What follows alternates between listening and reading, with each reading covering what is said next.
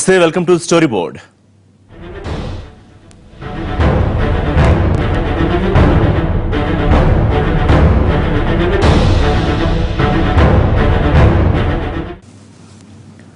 భారత న్యాయ చరిత్రలో ఇదో కన్నీటి అధ్యాయం. సాక్షాత్తు సుప్రీంకోర్టు ప్రధాన న్యాయమూర్తే దేశంలో న్యాయం కరువైపోతోందంటూ కంటనీరు పెట్టుకుంటే ఇక నిత్యం కోర్టుల చుట్టూ తిరిగే సామాన్యుడి పరిస్థితి ఇంకెంత దయనీయంగా ఉంటుందో ఆలోచించండి.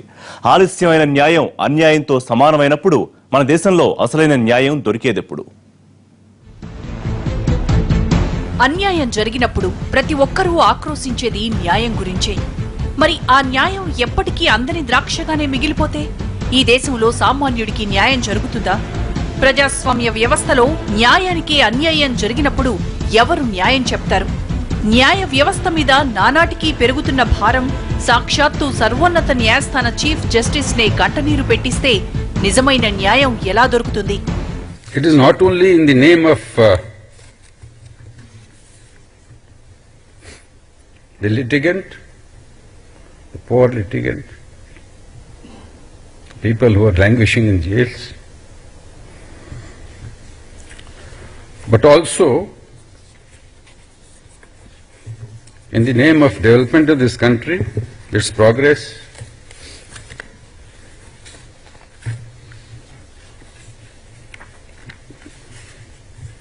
that I beseech you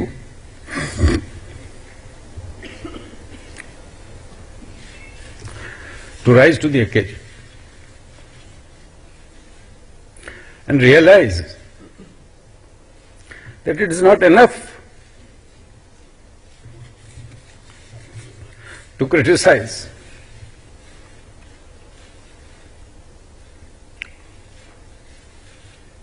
You cannot shift the entire burden to the judiciary. నిజంగా ఇలాంటి ఒక రోజు వస్తుందని ఏ న్యాయమూర్తి ఊహించి ఉండరు. దేశంలో 16,000 మందికి పైగా న్యాయమూర్తులున్నారు.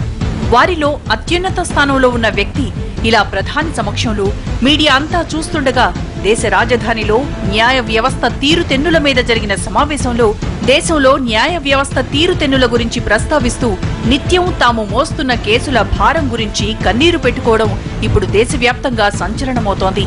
చీఫ్ జస్టిస్ సికే ఠాకూర్ భావోద్వేగాలు ప్రతి ఒక్కరి మనసులోనూ ఆలోచన బీజాల్ని నాటాయి. ఢిల్లీలో జరిగిన న్యాయ సదస్సులో చీఫ్ జస్టిస్ సికే ఠాకూర్ మాట్లాడుతూ దేశవ్యాప్తంగా న్యాయమూర్తుల నియామకాలపై ప్రభుత్వాలు అనుసరిస్తున్న నిర్లక్ష్య వైఖరి మీద తీవ్రమైన ఆవేదన వ్యక్తం చేశారు.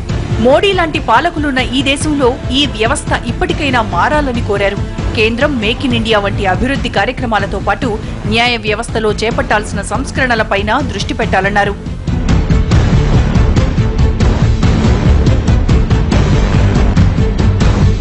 ప్రధాని మోడీ అధ్యక్షతన జరిగిన ఈ సమావేశంలో సుప్రీంకోర్టు, హైకోర్టుల ప్రధాన న్యాయమూర్తులు, వివిధ రాష్ట్రాల ముఖ్యమంత్రులు పాల్గొన్నారు. దేశంలో నానాటికి పెరిగిపోతున్న పెండింగ్ కేసులు న్యాయ వ్యవస్థ మీద అపరిమితమైన భారాన్ని మోపుతున్నాయనే అంశం అందరికీ విదితమే అయినా దీనిపై ఎవరూ ఇప్పటి వరకు స్పందించలేదు. ప్రతిసారి ఇలా న్యాయ వ్యవస్థ సంస్కరణల మీద జరిగే సమావేశాలు మొక్కుబడిగా ముగిసిపోతూ వచ్చాయి.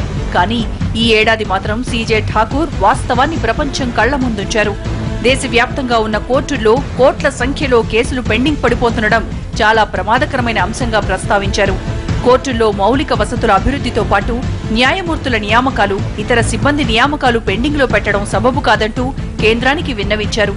దీనివల్ల ఆ కేసుల భారమంతా న్యాయ వ్యవస్థ మీదనే వేయడం సరికాదన్నారు.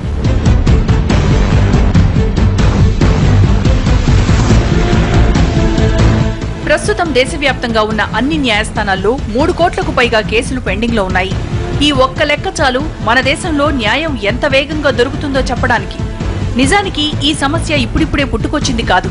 దశాబ్దాలుగా కేసుల విచారణలో జరుగుతున్న జాప్యం వల్ల నానాటికి కేసులు పోగుపడుతూ వచ్చాయి. ఇది క్రమేపీ న్యాయ వ్యవస్థ మీద అపరిమితమైన భారాన్ని పెంచేసింది. దానికి ఇప్పుడు వాస్తవంగా తగినన్ని కోర్టులు లేని దానివల్ల 10 రెట్లు ఎక్కువ ఉన్నాయండి. అంటే జూనియర్ సివిల్ జడ్జికి 300 కేసులు 400 కేసులు ఉండేదానికి 2000 3000 కేసులు అట్లా ఉన్నాయి. సీనియర్ సివిల్ జడ్జెస్ కూడా అదే పరిస్థితి ఉంది.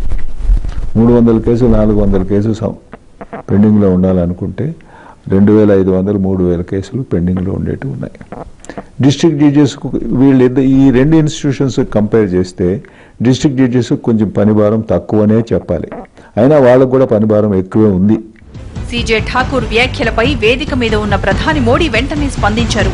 దేశంలో న్యాయ వ్యవస్థ పట్ల కేంద్రం సానుకూలంగా వ్యవహరించి సమస్యల్ని పరిష్కరిస్తుందని హామీ ఇచ్చారు. ఒక్క మోడీయే కాదు, గతంలో కూడా చాలా మంది ప్రధానులు న్యాయమూర్తుల నియామకాల మీద ఇచ్చిన హామీలన్నీ ఇప్పటికీ అమలు కాలేదు. మరి మోడీ అయినా ఈ సమస్యను పరిష్కరిస్తారేమో చూడాలి. अब वो कोई इरेलेवेंट हो चुके हैं तो ऐसा, वरना क्या होता है, जिसको कोई काम रोकना है तो 200 साल पुराने कानून दिखा देता है कि देखिए ऐसा कानून था इसलिए तुम्हारा ये नहीं होगा, तो फिर वो कोर्ट में जाता है. तो ऐसी चीजें व्यवस्थाओं में काफी अड़चने कर रही हैं. सफाई चल रही है धीरे धीरे. मैं समझता हूँ जितना समय मुझे मिला है उस समय का भरपूर प्रयास हम करेंगे. ఇన్నేళ్లుగా కాగితాల్లో కొట్టుమిట్టాడుతున్న న్యాయ వ్యవస్థ భారం ఇలా ప్రధాన న్యాయమూర్తి కళ్లల్లోంచి బయటకు రావడం నిజంగా ఆలోచించాల్సిన విషయం. ఇప్పటికైనా ప్రభుత్వం దీనికి అనుకూలంగా స్పందించాల్సిన అవసరం ఉంది. ఇప్పుడు న్యాయమూర్తుల నియామకాలపై దృష్టి సారించాల్సింది వారిపై పెరిగిపోతున్న భారాన్ని తగ్గించడానికే కాదు, దేశంలో సామాన్యుడికి సత్వర న్యాయం అందించడానికి కూడా.